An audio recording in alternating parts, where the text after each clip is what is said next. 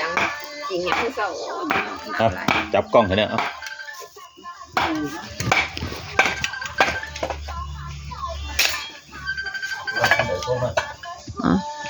เดี๋ยวไปหา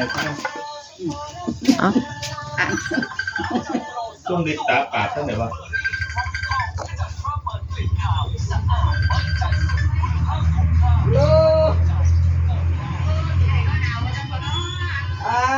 เอาสิไม่จับอยู่จังใดนะพี่ไอ้สิให้จับอยู่จังใดนะฮะ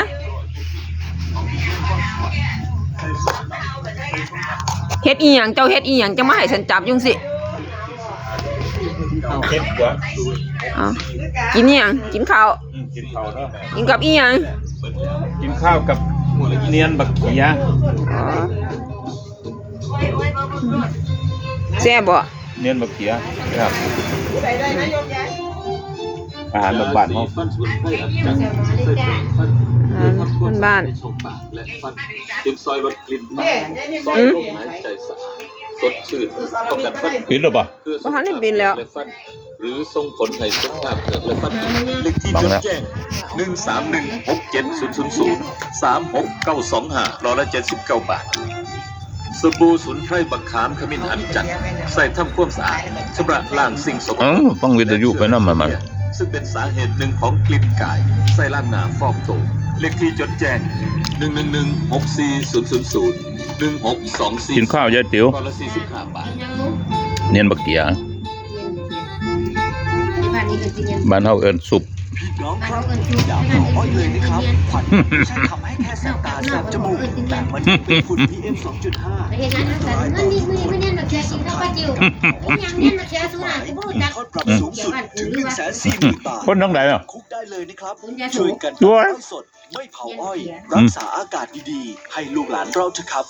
ไม่เผาอ้อยร่วมรักษาอากาศดีชัยภูมิไร้ฝุ่น PM 2.5 อำเภอใดน่ะปรารถนาดีจากจังหวัดชัยภูมิร่วมกับสำนักงานอุตสาหกรรมจังหวัดชัยภูมิสนามกอล์ฟด้วยกันได้แก่แมนทำธุรกิจบอกโฆษณา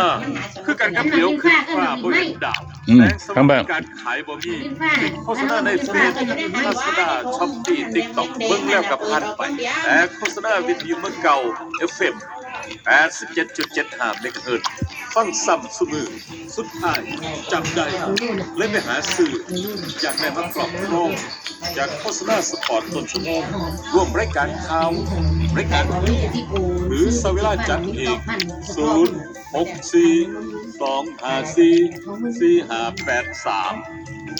064-254-4583กินง่ายเลยท่านผู้ชม